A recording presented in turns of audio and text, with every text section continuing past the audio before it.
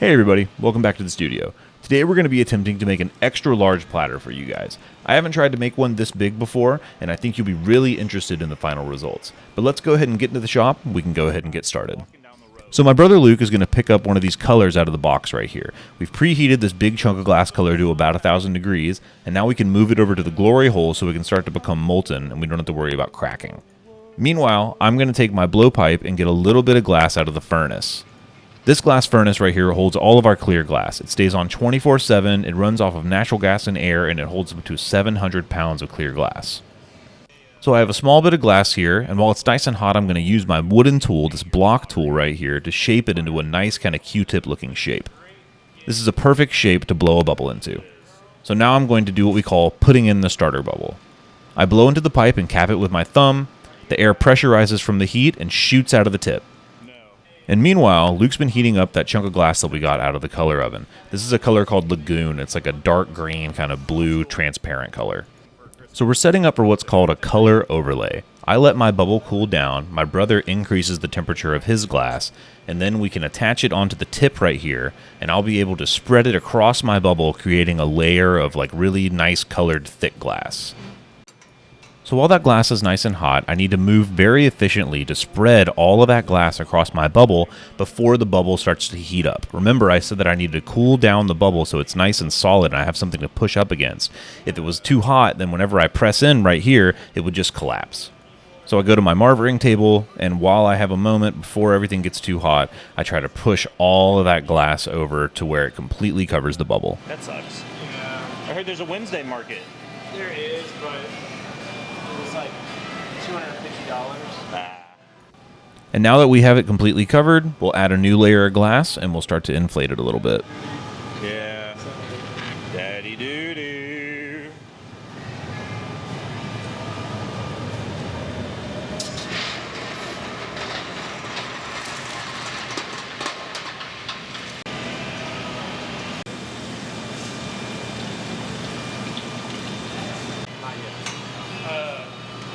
People bought things like that today and stuff, but it was hard to tell if it was like If it was them or a not. couple big orders that day. But my shells, I had them for like...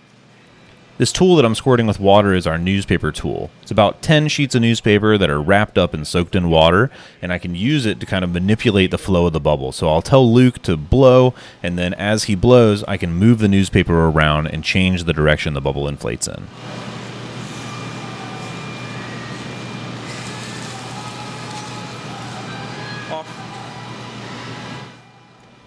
So now we're going to prep this to get our final gather of glass out of the furnace. So I let it cool down to a nice medium kind of 1,000 degree temperature, and we're going to put it in the furnace to get our final layer of glass. Yeah, Mom hates Steely Dan because Dad loves Steely Dan. Coming out. 16 or whatever. She's like, put all the music you want onto our playlist, right? You know what I mean? She's like, I know like I love you better. Right, you like Billy Joel. don't bring up Billy Joel. Yeah. Dude, it's really funny when I used to give Ernest a ride to school every day in the morning in high school. Might fit. Yeah, maybe. He just sounds like the creepy guy from Family Guy. He's like, hey. This wooden tool you'll see me use a few times, and I used a smaller one a little bit earlier. It's called a block. They're made out of cherry wood, they live their lives in water, and they're really good at rearranging all of that clear glass to a nice shape to where a bubble will want to inflate in. You can blow.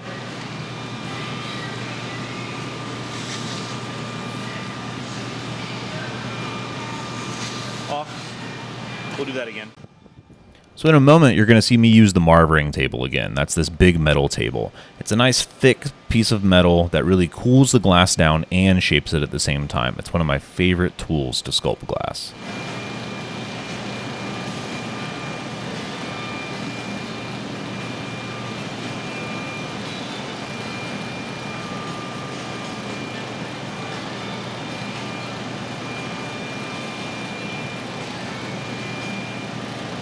Okay.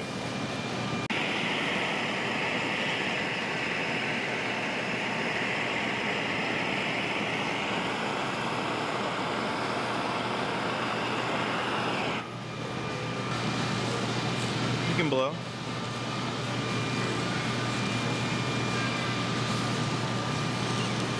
Off. So we've inflated the glass to a nice kind of medium size, and the plan is we're going to add what's called a wrap to it. So I'm getting a little bit of clear glass out of the furnace, and I'm going to use this to pick up a chunk of white glass out of the preheated oven, same one that we got the other color out of before. So now my job is to get this white nice and hot, and I want it to turn into a wrap. So we're going to wrap this white around it and create kind of like a spiral that goes all the way down the piece. Who knows?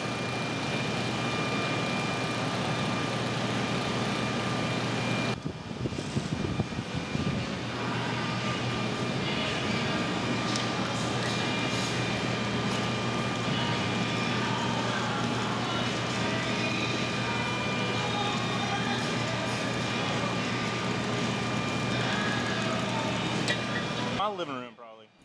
And that went on great. You know, sometimes those things can go really badly if the glass is the wrong temperature, if, you know, the base is too hot, or if my glass is too cold. So that wrap went amazing.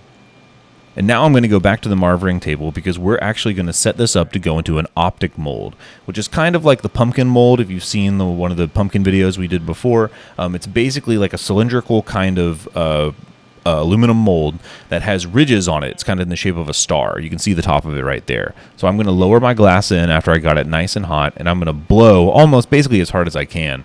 And that's going to really expand it into those little grooves, and it'll give us a bunch of ridges.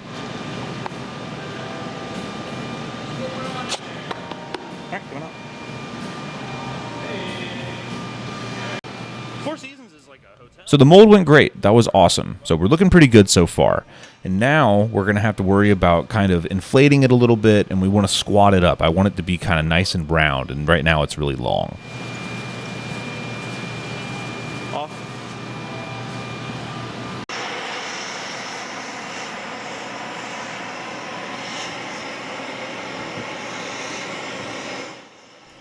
So now we're getting ready to do what we call putting in the jack line.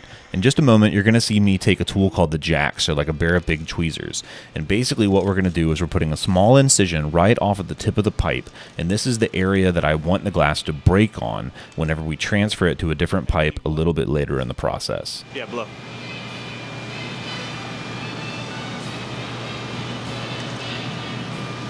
Off. Sweet, man.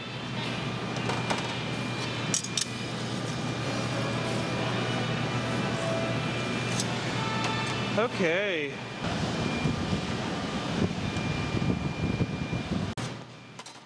So the jack line went great. You know, we've got a nice kind of tight line right there. It should break off almost perfectly. And now we just have to worry about inflating it to its final size before we do the transfer. When I come out, can you crack that door? I'll need it on this one. I need to go to the gym, dude. I'm not strong enough. I'm not strong enough. Open.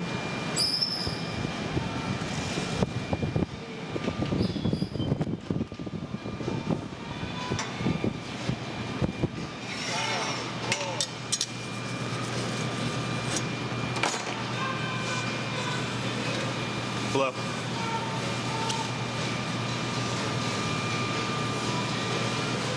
Off.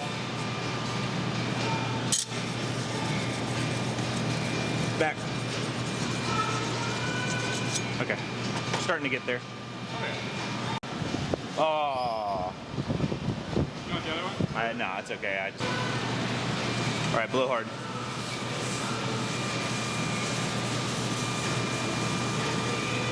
Off.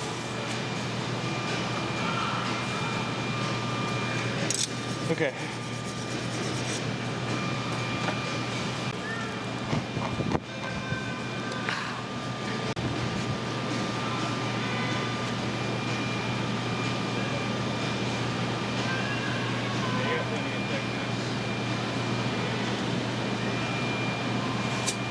All right.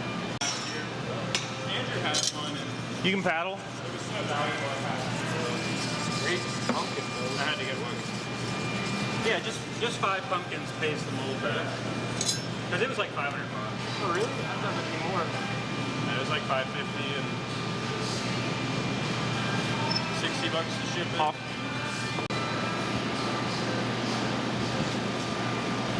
Yeah, that's probably about. There you go.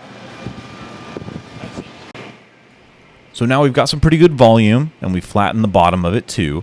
So now I want this to hang on the wall, so we need to put a foot on it. So my brother Luke is going to get a little bit of glass out of the furnace, and he's going to bring it over, and we're just going to gotta draw on this foot. All right, flip.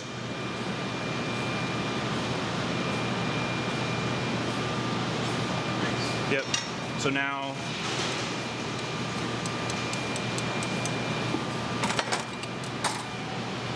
go on. I'm fine. The heat might help. Yeah, I'll take a flash.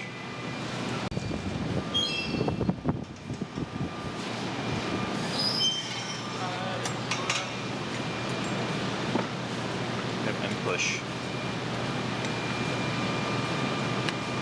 Off. Okay. Okay. Off.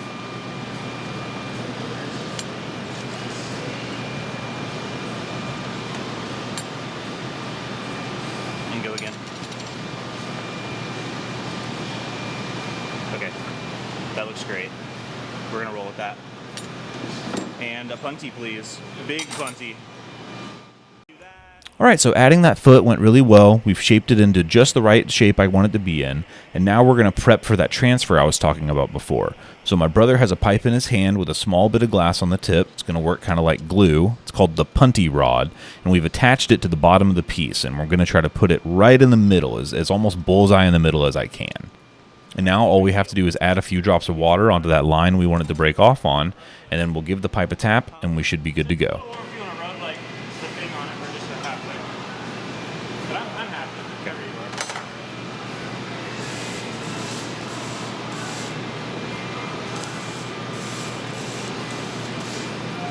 All right, ready? Going up. Did it crack? I heard that noise, but I can't tell.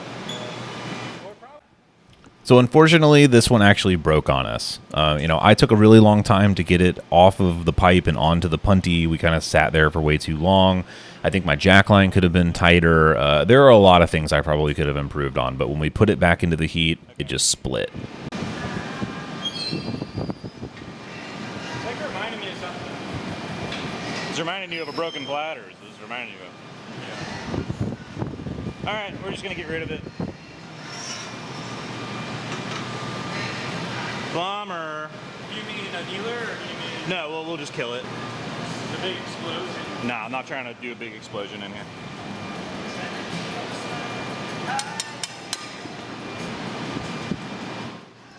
So this was kind of a bummer. I was really excited about how it was looking, but one of the things about glass is you mess up one or two little steps and it can all kind of go sideways in an instant. So it was a pretty big bummer in the moment. I was pissed, but that's how it goes. We just gotta try to move on and get on to the next thing. Sucks, dude.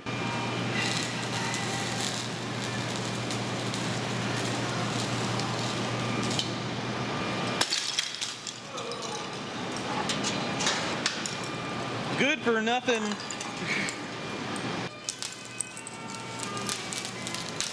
All right, whatever.